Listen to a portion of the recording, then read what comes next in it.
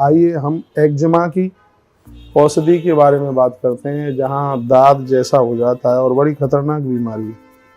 लोग बहुत घायल हो जाते हैं, इससे बहुत परेशान हो जाते हैं, और इसी के बारे में हम एक्जिमा की एक सिद्ध औषधि की बात कर रहे हैं, जिसके प्रयोग से यह बीमारी बिल्कुल ठीक हो जाए, उसी की चर्चा मैं आपके बीच में कर रहा हूँ। आप कहीं जाएगा नहीं, हो सके तो वीडियो को आगे भी भेजना, जिससे लोग और भी लाभान्वित हो सकें। चाहे आप सत्संग टीवी पर तुलसी मंजरी, तो चाहे फेसबुक पर आप सुन पा रहे हैं, इतना तो आप जरूर कीजिए, लोगों को आप आगे भेजिए।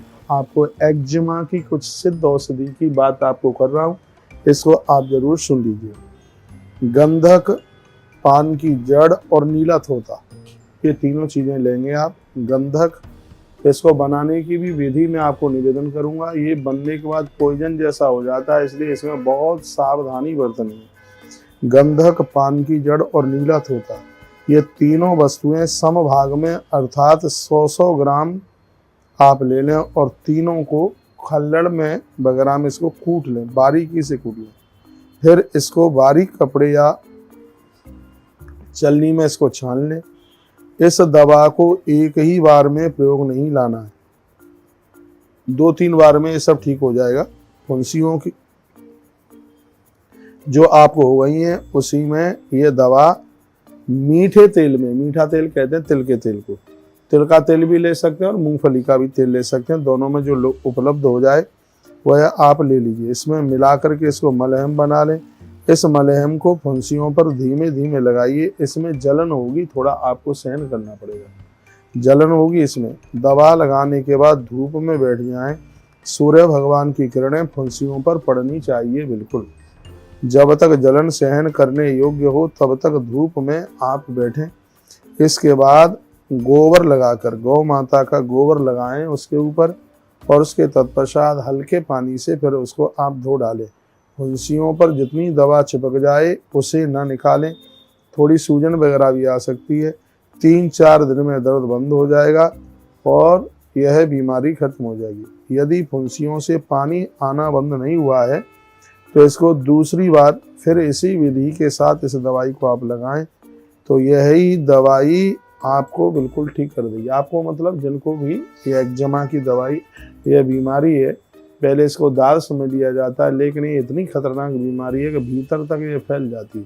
तो इसके लिए गंधक, पान की जड़ और नीला थोता इस विधि से बनाएं जो मैंने आपको बताया है। ध्यान रहे यह एक प्रकार का मामूली विष जैसा ही है, अतः प्रयोग आदि में सावधानी बरतनी चाहिए, सावधानी रखनी चाहिए। आंखों वगैरह के ऊपर यह न लगे, यह ध्यान रहे।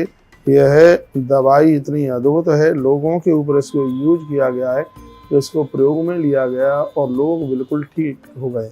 अगली वीडियो में मैं छाजन की भी चर्चा करूंगा कि छाजन भी एक ऐसी बीमारी है जो पूरे शरीर को घायल कर देती है, लेकिन छाजन और ये एक्जिमा ये दोनों बिल्कुल अलग हैं। जो मैंने अभी जिस दवाई की मैंने आपको चर्चा की है, ये एक्जिमा, ये भी चितखड़े से पड़ जाते हैं जगह जगह पर शरीर में, और बड़ी इसमें खुजली पड़ती है। खुजाने पर बिल्कुल लहूलुहान हो जाता है शरीर, रात भर लोग सो नहीं पाते। इस बीमारी में इतना कष्ट होता है, लेकिन इस बीमारी को समाप्त करने के लिए यह अद्भुत यह औषधि है। चरक संहिता का कार्यक्रम है, इसको आप रोज सुन लिया करें। रोजाना दोपहर 12 बजे से लेकर के लगभग 1 बजे तक तो यह कार्यक्रम चलता ही है। उसके बाद फिर रोज कथा आरंभ होती है, और हमें विश्वास है जो नुस्खा यहाँ से जो बताए जाते हैं, इससे जरूर लोग लाभान्वित तो होते होंगे।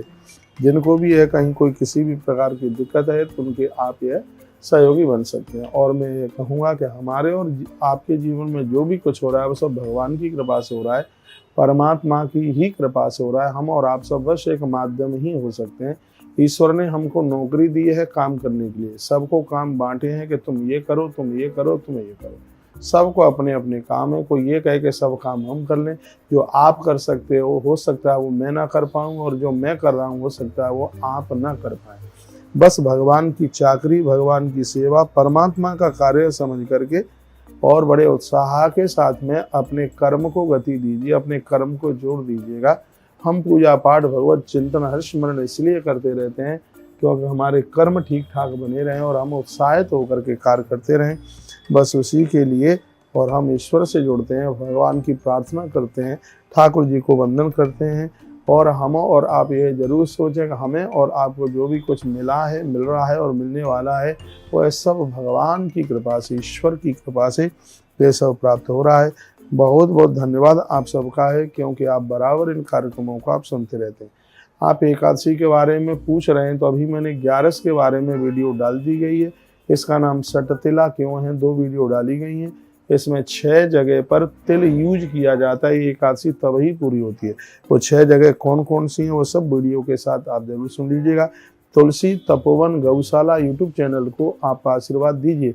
उसके ऊपर एक वीडियो जा रही है, कल भी डाली और आज भी डाली गई है। पता नहीं कौन सी बात हमारे बिल्कुल काम में आ जाएगी। गौ माता का आशीर्वाद मिलता रहे हमें और आपको मिल करके।